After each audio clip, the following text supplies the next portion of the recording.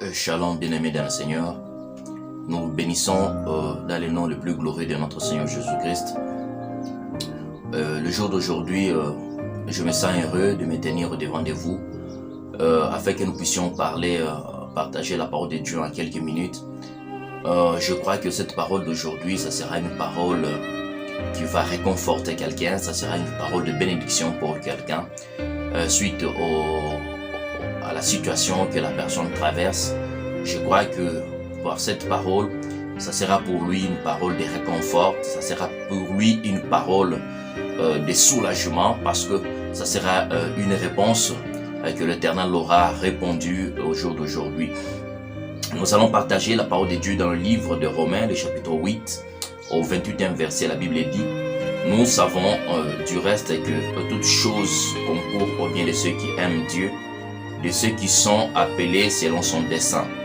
Bien-aimés dans le Seigneur, nous venons d'écouter cette parole. La Bible nous dit que toutes choses concourent au bien de ceux qui aiment Dieu. Il peut arriver parfois dans notre vie certaines situations qui peuvent arriver que nous nous attendions le moins. Parce que lorsqu'on est chrétien, très souvent, on s'attend toujours aux situations qui peuvent nous arriver. Ce sont des situations de bonheur, de joie. Il y a parfois, ça peut nous arriver des situations, des circonstances un peu compliquées, de moins de ce que nous attendions. Ça peut être que vous avez un travail, vous travaillez, que vous parvenez même à perdre le service, ou soit des complications dans les services. Vous pouvez commencer à vous poser, vous questionner: pourquoi est-ce que je viens de perdre le service, pour autant que c'est ces services qui m'aident afin de survenir à ma famille. C'est ces services qui m'aident afin que je puisse parvenir même à payer ma dîme à l'église. Mais bien aimé, la Bible nous dit toutes choses concourent au bien de ceux qui aiment Dieu. Dieu parfois peut nous amener des circonstances qui peuvent compliquer notre vie, peuvent parfois nous amener des situations qui peuvent même parfois nous amener à perdre même notre service. En ces temps-là, nous ne pouvons pas être très rapides en mettant le diable dans cette situation, mais la première des choses, étant que chrétiens, nous devons chercher à comprendre quelle est la volonté de Dieu sur cette situation qui m'arrive. Parce que si nous regardons dans la Bible dit dans le livre de Jérémie, le chapitre 29, en 11e verset, la Bible dit: car je connais le projet que j'ai formé sur vous, dit l'Éternel, projet de paix et non de malheur, afin de vous donner un avenir et de l'espérance. Alléluia. Nous voyons que la Bible nous parle que Dieu en a un projet pour nous. Ce sont des projets de bonheur. Ce ne sont pas des projets plutôt des malheurs. Mais que lorsque nous nous retrouvons dans cette situation, nous perdons le service, nous pouvons premièrement chercher à connaître la cause. C'est oui, parce que nous avons perdu un service, mais nous devons directement nous lancer dans la présence de Dieu afin que nous puissions chercher à connaître quelle est la volonté de Dieu dans ces situations que nous traversons. Peut-être la volonté de Dieu, ça peut vouloir que nous puissions perdre ces services pour que lui, le lendemain, puisse nous trouver un autre service, que ça sera bien rémunéré, ça sera peut-être un service à laquelle nous serons bien respectables. Parce que la Bible dit, le projet que l'Éternel en a formé pour nous, ce sont les projets de paix, ce ne sont pas les projets de malheur. Et il y a quelque chose que j'aime ici, que l'Éternel en a parlé, que pour nous donner un avenir et de l'espérance. Bien-aimé dans le Seigneur, il y a une chose que j'ai aimé dans cette parole, il y a de l'avenir et la deuxième des choses est l'espérance. Et dans cette chose, bien-aimé dans le Seigneur, m'a veut pousser à voir découvrir qu'il y a 4 fondements qu'un chrétien ne peut jamais abandonner dans sa vie. La première des choses que le chrétien ne peut jamais abandonner dans sa vie, c'est la foi. La deuxième des choses que le chrétien ne peut jamais abandonner dans sa vie, c'est la prière quotidienne. Et la troisième des choses que le chrétien ne peut jamais oublier, c'est la lecture de la Bible quotidienne. Et la quatrième des choses, c'est les offrandes. Et pourquoi j'ai cité ces 4 choses? Bien aimé dans le Seigneur, je veux partager avec vous ces 4 choses. C'est plus bénéfique dans la vie d'un chrétien afin que vous puissiez parvenir à comprendre. La première des choses dont j'ai cité, j'ai dit la foi. Si nous prenons la foi, et dans les livres de Hébreux, le chapitre 11 au premier verset, la Bible la définit comme c'est la ferme assurance des choses qu'on espère, la démonstration de celles qu'on ne voit pas. Alléluia. La foi elle-même, lorsque nous prenons sa définition en grec qui signifie pistis. Pistis veut dire quoi? Pistis veut dire confiance. La confiance, bien évidemment, dans le Seigneur, c'est en avoir espoir de la chose qu'on ne voit pas. C'est même le fondement de la foi. Et la foi elle-même, bien aimé dans le Seigneur, elle est la première des choses que le diable cherche à combattre dans la vie du chrétien. Parce qu'il connaît que une fois combattre un chrétien et le faire sortir de la vie de la foi, ça sera pour lui la chose la plus importante pour l'éloigner de la présence de Dieu. Ça sera difficile, vraiment malheureux si un chrétien perd sa vie de la foi. C'est de là que le diable cherchera, c'est de là que le diable le bloquera dans toutes ces choses. Parce que nous vivons au travers de la foi. Nous serons sauvés au travers de la foi. Parce que la foi, elle est même le noyau qui fait vivre les chrétiens en intimité avec Dieu. C'est la foi qui nous fait connecter les chrétiens dans les noyaux même de l'espérance, dans les noyaux même de la profondeur de la puissance de Dieu. Si Dieu agit dans la vie d'un chrétien, Dieu agit toujours au travers de la foi. C'est pourquoi le diable, lui, il combat par la même fois la foi. Et il connaît si une personne continue à vivre dans sa foi, et s'il y a des situations qui le compliquent, au travers de sa foi, il surmontera les difficultés. C'est pour cela que le diable cherche premièrement à combattre la foi. C'est pourquoi je vous prierai, bien aimé dans le Seigneur, toutes les personnes qui m'écoutent au travers de cette vidéo, de ne jamais perdre votre foi. Acceptez de perdre toutes choses dans votre vie, mais n'abandonnez jamais, n'acceptez jamais d'abandonner ou soit de défaillir à votre vie de votre foi. Parce que c'est par la foi que le Christ a été ressuscité. C'est par la foi que le Christ nous fait germer et nous fait plaire au devant de notre Dieu. Mais même la Bible dit, sans la foi, personne ne plaira à notre Dieu. C'est la foi même, bien aimé dans le Seigneur, qui nous fait vivre des choses qui n'existaient pas. C'est la foi qui ramène à l'existence des choses qui n'existaient pas. C'est pourquoi je vous prie, bien aimé dans le Seigneur, de ne jamais perdre votre foi. Je sais que le diable vous combattra dans beaucoup de choses. Il cherchera afin que vous puissiez perdre votre foi. La deuxième des choses dont je dis, c'est la prière quotidienne. La prière, bien aimé dans le Seigneur, au travers de sa définition, c'est la communion, soit une conversation du chrétien envers son Dieu. Le chrétien, bien aimé dans le Seigneur, ne peut jamais accepter de perdre la vie de la prière. Une fois que le chrétien diminue en lui la vie de la prière, ça sera quelque chose aussi de fatal. Alléluia. Et si le diable réussit à combattre le chrétien et le fait sortir dans la présence de Dieu, au moins de la prière, ça sera pour lui vraiment quelque chose du malheur. Ceci fera que la personne qui communique avec Dieu, Dieu ne l'écoutera plus, Dieu ne connaîtra plus le besoin de la personne, parce que c'est au travers de la prière que nous communiquons notre difficulté, c'est au travers de la prière que nous parlons à Dieu de nos souffrances, c'est au travers de la prière que nous louons notre Seigneur, nous l'élèvons et nous l'adorons. C'est dans la prière que Dieu nous parlons à notre Dieu à cœur ouvert comme à un ami. Si dans une famille nous retrouvons qu'il y a un papa avec ses enfants ne se parlent pas, ça sera vraiment ce sera une famille très malheureuse.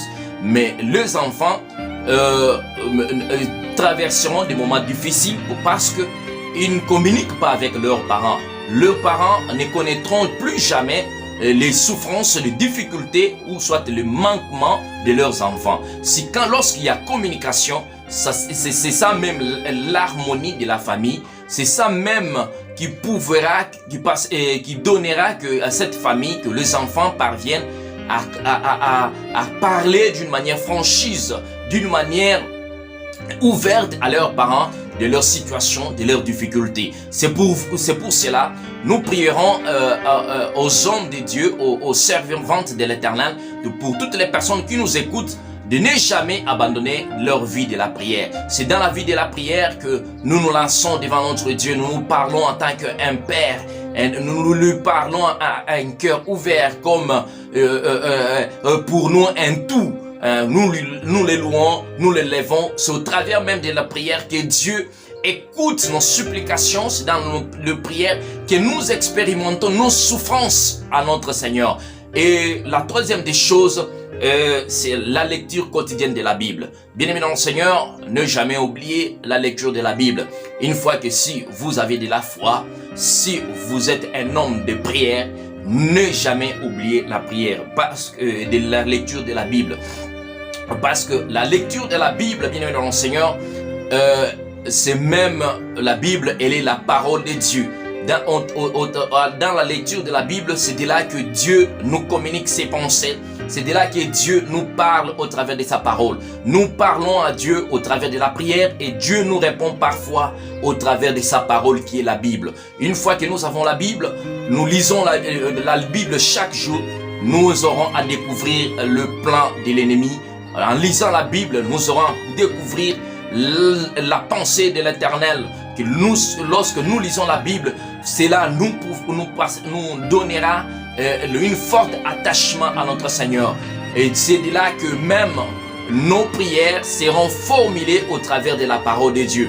C'est parce que cette parole, elle est la parole de Dieu, elle est pleine de promesses pour nous, que nous devons découvrir les promesses, que nous devons vivre les promesses de Dieu au travers de la parole de Dieu qui est la Bible. C'est de là même que même nous aurons à trouver notre soulagement. C'est dans la parole de Dieu que nous aurons à trouver notre fondement de la foi. Parce que même la Bible et la parole dit, la foi vient de ce qu'on entend. Qu'est-ce qu'on entend? On entend la parole de Dieu. Si nous n'avons pas le temps d'écouter la parole de Dieu, si nous n'avons pas le temps de lire la parole de Dieu, nous serons des personnes plus malheureuses. Nous serons des personnes plus malheureuses. Nous serons des personnes qui ne connaîtront pas combien de fois formuler nos prières au devant de Dieu. Parce que les prières qui auront de l'efficacité, ce sont des prières qui sont formulées aux bases de la parole de Dieu.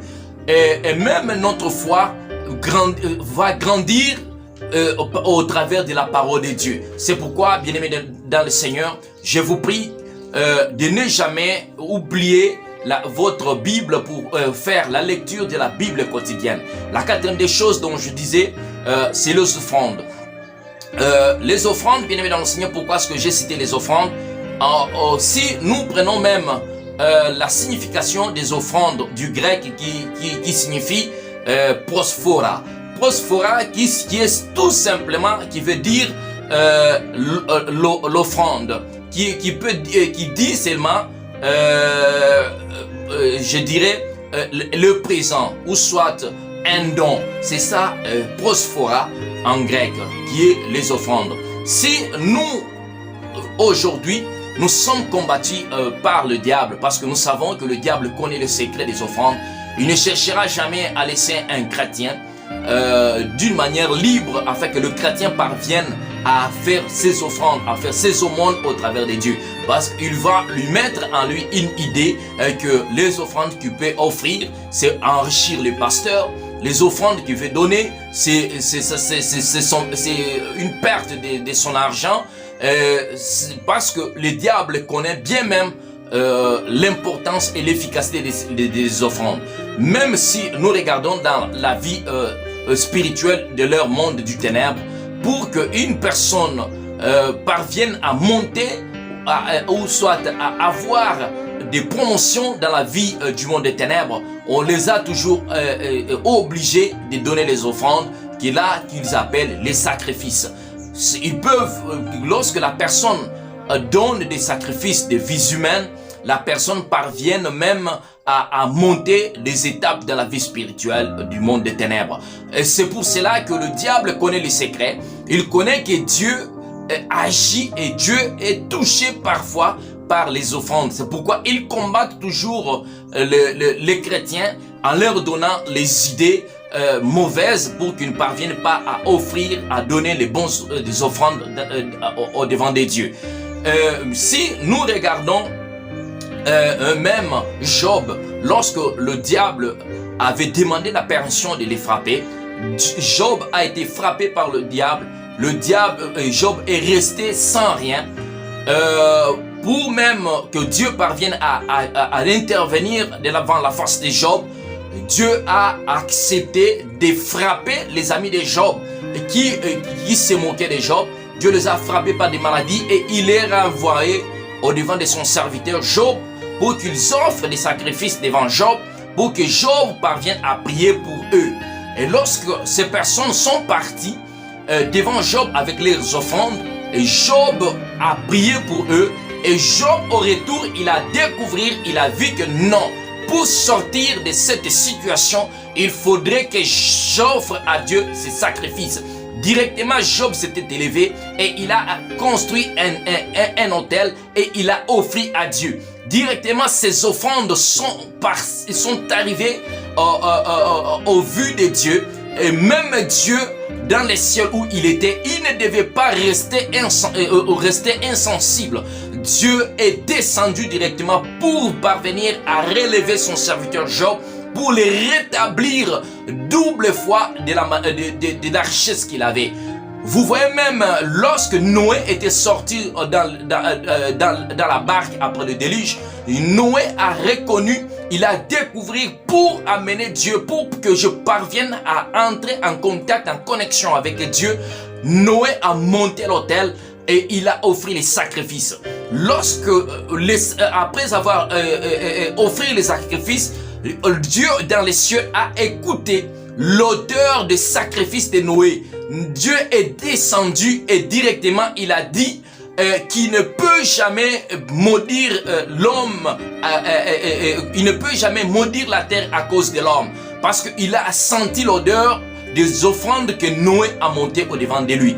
Bien aimé dans le Seigneur, vous voyez que les offrandes sont plus importantes. Les offrandes sont des choses qui touchent directement Dieu.